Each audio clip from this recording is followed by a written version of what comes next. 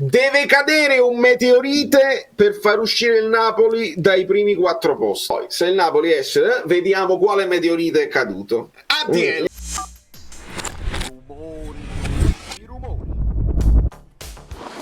Sì, amici bellini, penso sia arrivato il momento di farci una risata, di avere autoironia, perché quando si fanno questi giochini a inizio campionato, poi dopo bisogna avere le palle di prenderli, di riprenderli e di capire quello che si è sbagliato tutto, si è sbagliato tutto, però qualche cosa l'ho indovinato, paradossalmente. Benvenuto Fabio Cell, benvenuti a tutti i nuovi iscritti, quelli che si sono goduti. Live bellissima ieri, veramente da non perdere, se ve la siete persi siete pazzi, andatevela a rivedere, completamente pazzi. Lasciate un like per l'autoironia, perché si parte dall'inizio del video, insomma veramente il meteorite. Però a mia difesa devo dire solamente una cosa, poi adesso ci pariamo addosso da soli, che quando facevamo il video Veiga era praticamente ufficiale, non si era venduto Lozano, poi si parlerà di Elmas, insomma una serie di cose che a mia parziale difesa non si sapeva che cazzo, insomma una serie di cose, ma tranquillamente andiamo a prenderci in giro, perché credo che sia doveroso, e capiamo 9 mesi fa, proprio 9 mesi fa, vediamo quando l'ha visto, perché era la live verso il Frosinone, quindi era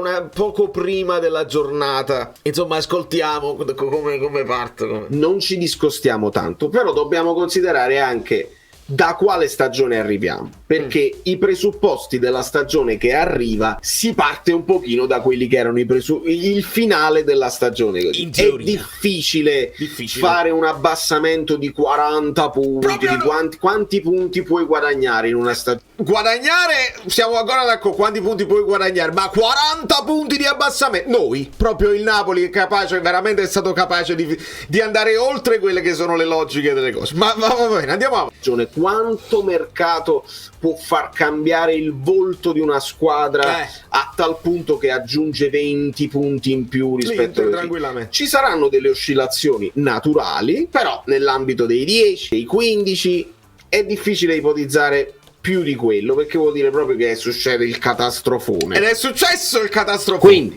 io vi dico Frosinone, allora, Frosinone la metto ultima in classifica, mi sembra poca roba. E poca roba è stato, anche se aveva cominciato molto bene e poi si sono squagliati nel finale, poi sono intervenute una serie di cose, perché ricordiamo che nel finale, quando coinvolgi sia Sassuolo che Udinese, vi ho detto, perderle tutte e due è difficile, ed è caduto proprio il Frosinone. Quindi il Frosinone, l'ho indovinato, se ne è sceso tranquillamente. Lecce, no, invece no, Verona.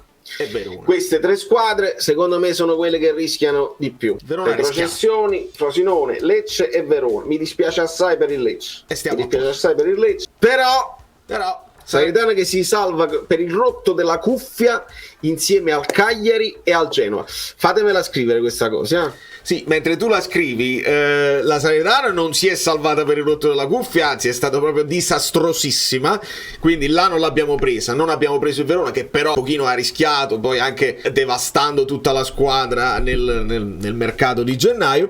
Però vedi il Cagliari ho preso il fatto che si salva e ho preso anche la posizione finale. Questa ce la prendiamo come soddisfazione. Poi ci metto il Cagliari. E il Cagliari l'hai preso. Era anche un po' per non fare l'hater della Salernitana, che non mi sembra proprio il caso di farlo. Io poi sono simpatizzante del Lecce. Non devo essere simpatizzante per forza di tutte le squadre del sud, capiamoci. È anche una questione di opportunità, di trasferte. È più comodo per tutte le squadre del nord che si spostano di pochi chilometri, tutte in Lombardia, così dà più fastidio andare a Cagliari, nell'isola, per tutti. Quindi sono piccole cose. Quindi Frosinone, Lecce, Verona, Salernitana, Cagliari.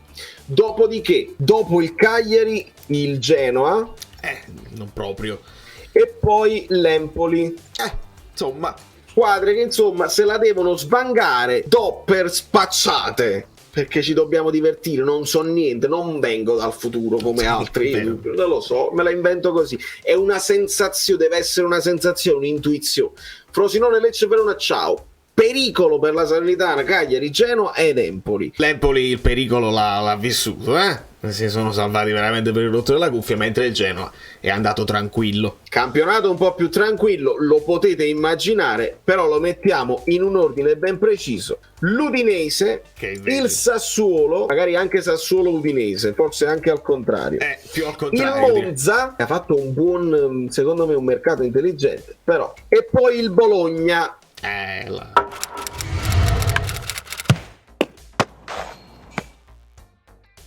Niente di che, non ci sono grandi sorprese. L'unica sorpresa è che l'Udinese sta sotto il Monza, sotto il Bologna, perché secondo questa l'hai presa, che l'Udinese sta sotto il Monza, sotto il Bologna, questa l'hai presa, caro Valerio Fluido. Ma il Bologna, ci sono le grandi sorprese, ma chi lo poteva immaginare, onestamente? Non lo so, dipende da come andranno poi gli attaccanti dell'Udinese. Giusto. Beto che rimane, Lofeu che ritorna, Toven, insomma ci sono una serie di discorsi da fare, però ci sono questi discorsi da fare, però sono legittimi, perché Beto l'hai mandato e non l'hai sostituito bene, De Lofeu non è mai più tornato, Toven giocava e non giocava, quindi è giusto che poi ti salvi, però ti salvi per il rotto della cuffia. Così la vedo per la situazione della classifica tranquilla.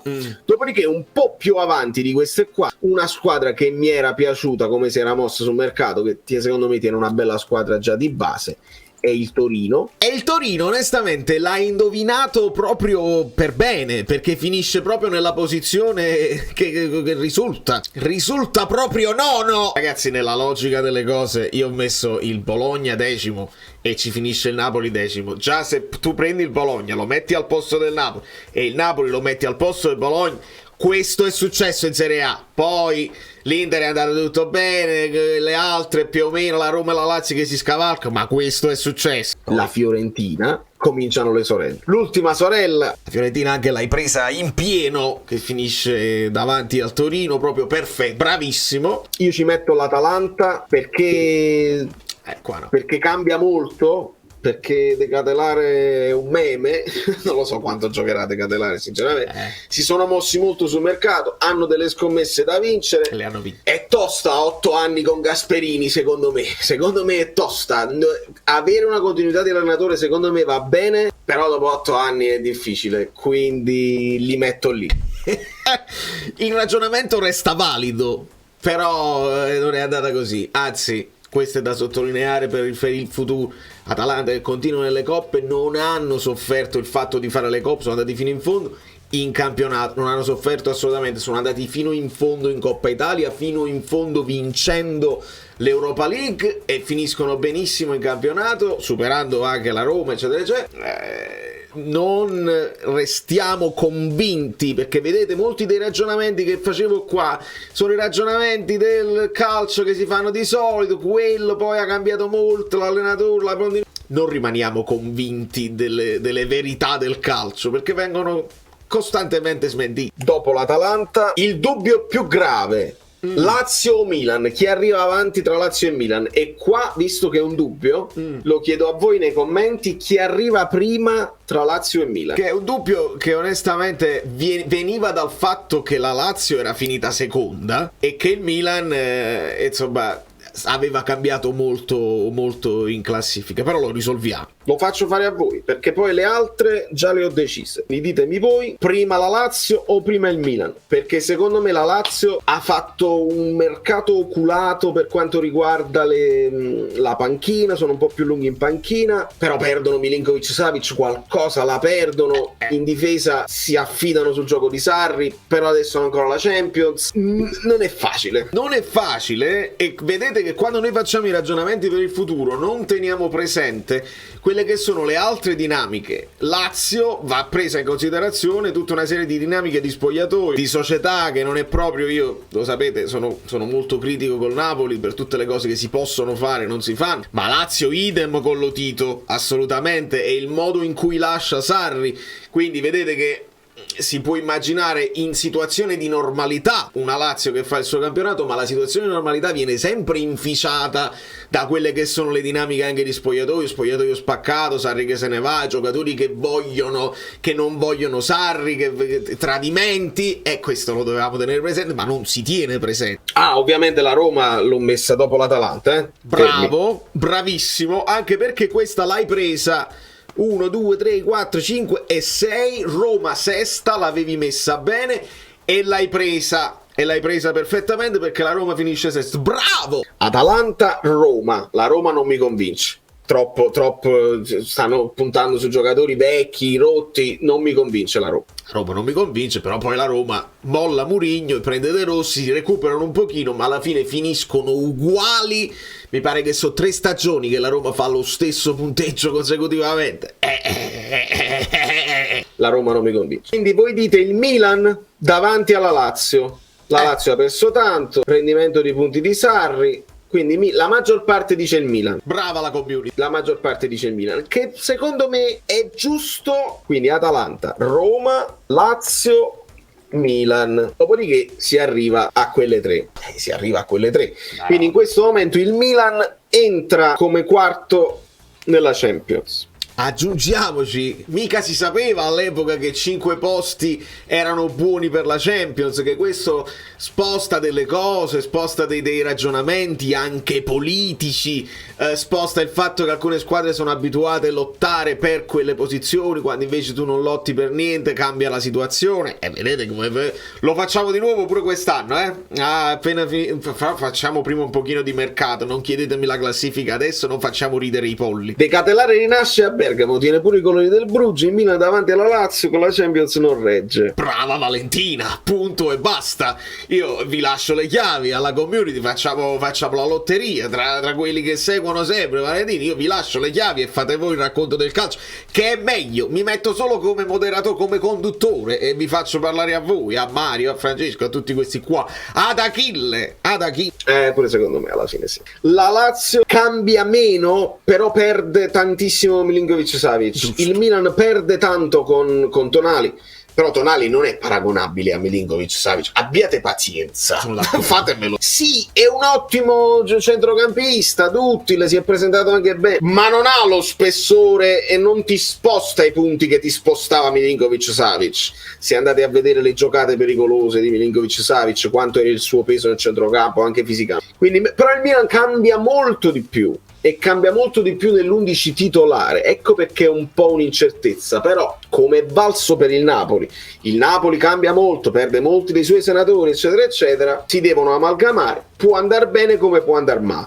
La differenza è che il Napoli ha cambiato sì molto, ma i titolari erano quelli, tranne Kim e Kvara. Vedete che il ragionamento è logico, perché però si veniva da un momento di continuità di Spalletti, di lavoro di Spalletti. E il momento di continuità, alla fine, piaccia o non piaccia, Pioli l'ha avuto perché hanno cambiato parecchio, ma alla fine fanno un secondo posto tranquillissimo, un secondo posto che è quasi paragonabile a quello, non proprio a livello di punti, ma a quello che fece Ancelotti col Napoli, con la Juve che non la raggiungevi mai e con la terza che non ti raggiungeva mai. Alla fine il Milan prende vantaggio sulla Juventus, quando la Juventus comincia a perdere terreno, e stanno tranquilli lì, non si possono mai avvicinare al titolo, ma sono stati tranquilli nonostante avessero cambiato molto. Il Napoli ha aggiunto quelli là che poi sono tornati utili dopo, Simeone, Raspadori. Paolo mette la Juve quinta, e invece secondo me lo so, ci siamo qua. Il discorso è questo: sto cercando di giustificare con me stesso il fatto di essere un po' tifoso, di non voler fare lo scaramantico a tutti i costi, di non volervi deprimere prima, perché dentro di noi lo sapevamo, no? Che era difficile per troppi motivi non confermarsi e non vincere di nuovo, però uno voleva fare il tipo, sai, un po' brillante, un po' splendido, e si comincia con un po' di entusiasmo, anche per non deprimere i ragazzi, perché i ragazzi si ascoltano. Se tu li metti sotto vuol dire che parti con dei presupposti sbagliati. Però non facciamo la stessa stronzata quest'anno, niente pressioni, niente obblighi, lasciamoli liberi di lavorare. Tutti mettono l'Inter davanti e fanno bene. Io è forte a centrocampo. È forte a centrocampo l'Inter. Lautaro Martinez i gol te li garantirà. Giusto, capocannoniere. Dobbiamo vedere che impatto avrà Thuram intorno a lui. Grandissimo. Dobbiamo capire che impatto avrà Thuram intorno a lui. Però a centrocampo sono molto forti. In difesa secondo me qualcosa la concedono. E non quest'anno non l'hanno fatto. Quello che non concederà la Juve, perché la Juve è proprio secondo me in questo momento l'opposto dell'Inter, cioè sono molto solidi in difesa. Era vero. E secondo me prenderanno pochissimi gol. Vero. Pochissimi gol la Juve. Se tu ci rifletti, la Juve ha subito 31 gol, risultando la migliore seconda difesa. Quindi ci stava come ragionamento. Poi come gol fatti ne fanno pochi, perché ne fanno solamente 54. Di conseguenza io metto l'Inter terza, Bravo. la Juve seconda Sì. e il Napoli, udite udite, lo confermo primo in classifica. Va bene. La faccia di... Per due motivi. Due motivi. Uno, non ce la faccio a dire che il Napoli arriva secondo con la Juve, no? Non lo voglio dire. Secondo motivo, il Napoli che mantiene Osimhen, che mantiene Kvara, che mantiene Lobotka, Di Lorenzo, Rachmani, l'impianto di squadra che ha fatto così bene l'anno scorso. Ok. È vero, abbiamo un nuovo allenatore, è vero, però abbiamo messo un puntello al centrocampo che secondo me sarà importante, e se Veiga esplode subito, secondo me non possiamo far altro che divertirci. Allora qua prendiamoci in giro, no? Perché questa è proprio la frase di Chiarillo. Se è nato, però questo non è il voto al mercato, attenzione, il voto al mercato ve lo andate a cercare e lo trovate. Io dico se Veiga esplode subito, non dico che se Nathan esplode.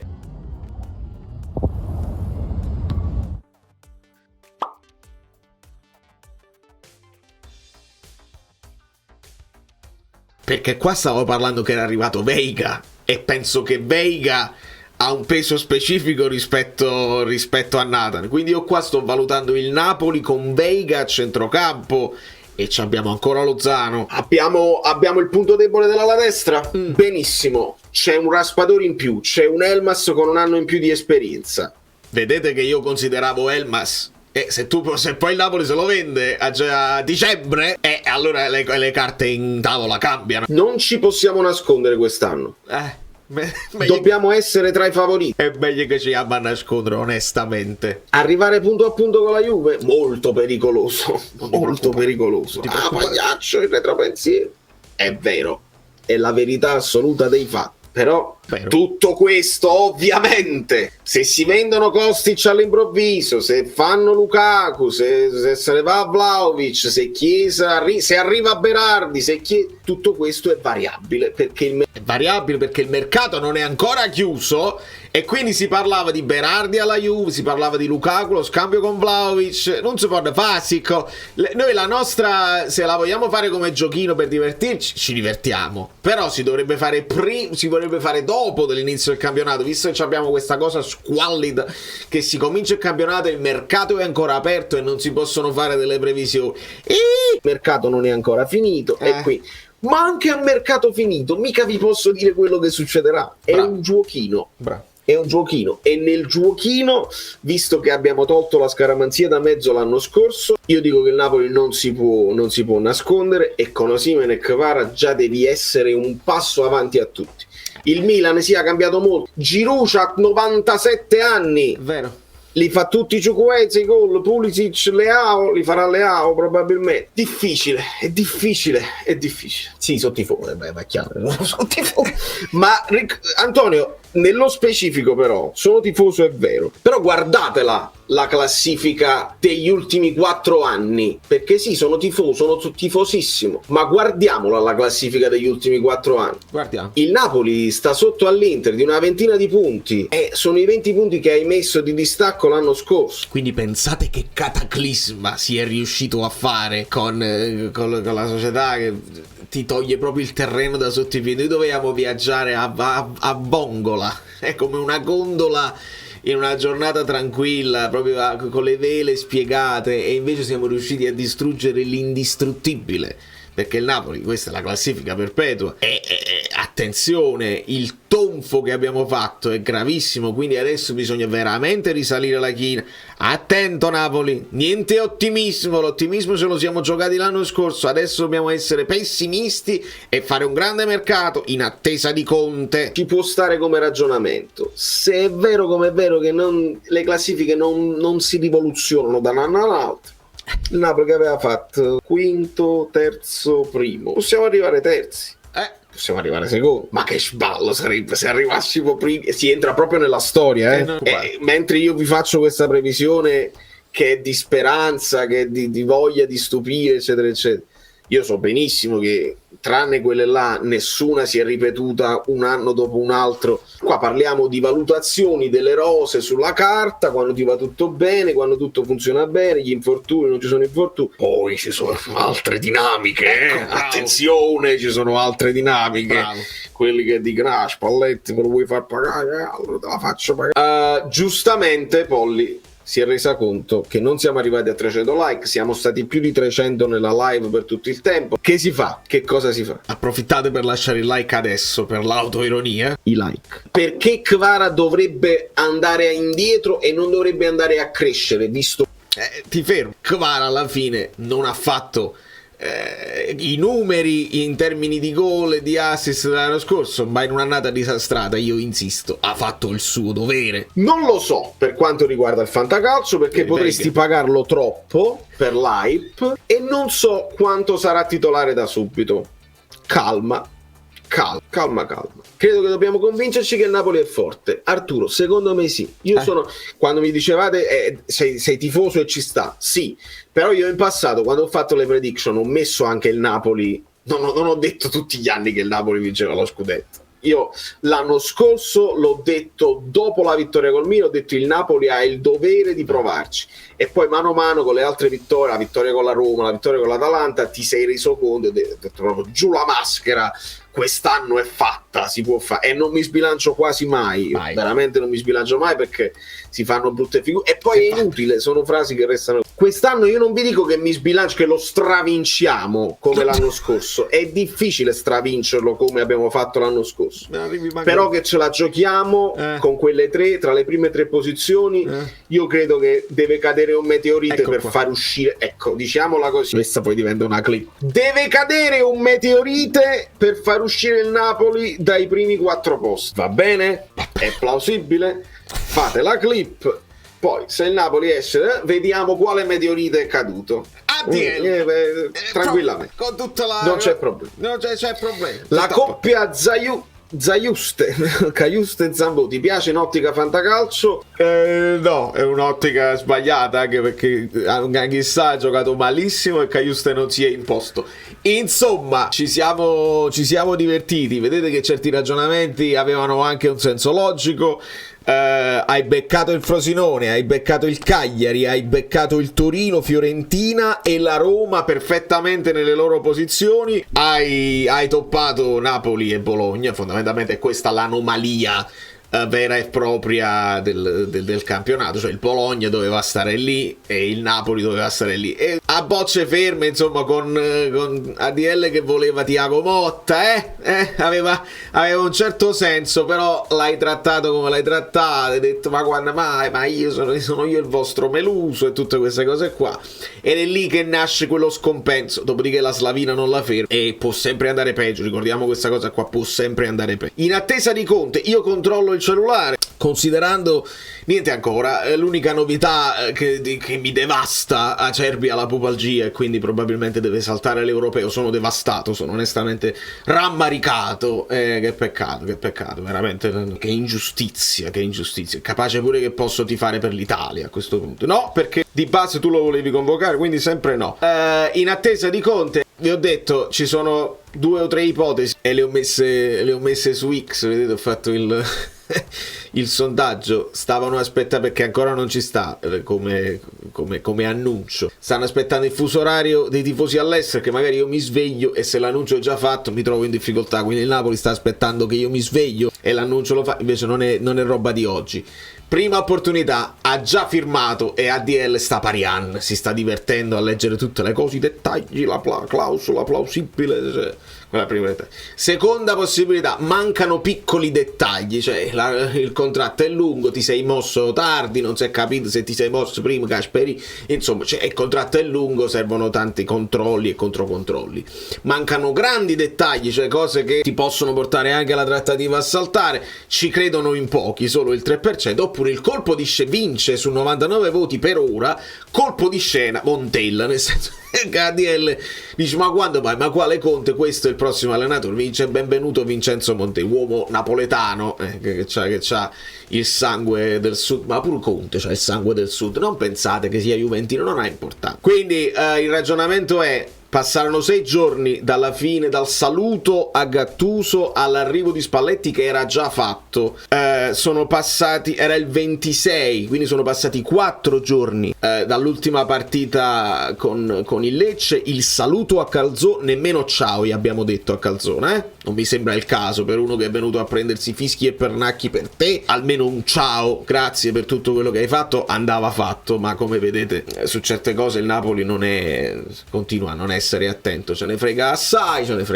Quindi capiamo se domani ci sarà una conferenza o meno, perché De Laurentiis aveva detto ci sarebbe stata conferenza, chissà se per presentare Manna o per che cosa. Quindi tra domani, dopodomani diventano i 6 giorni canonici che portano dalla fine di un rapporto al nuovo rapporto. Quindi io dico o domani che ci dovrebbe essere la conferenza, vediamo se ci sarà, o dopodomani parti proprio con giugno, un giugno pazzesco, e vediamo un pochino. Da New York, Valerio Fluido è tutto. Sotto nei commenti dovreste scrivere quella che era la vostra prediction, ma ognuno, forse voi non ve la ricordate, io stesso non me la potevo ricordare bene, se non me la segno, se non faccio il contenuto. Chi si ricordava aver messo per esempio il Genoa che si salva in maniera per il rotto della cuffia? Non me lo potevo ricordare. Ecco perché è bene fare autoironia, ma la facciamo tutti però, perché chi l'aveva detto Napoli decimo? Direi nessuno, direi proprio nessuno. Anche i più pessimisti al massimo ci mettevano terzi o quarti, era difficile pensare a uno scatafascio del genere, ma ricordate, si può sempre andare peggio. Però Conte.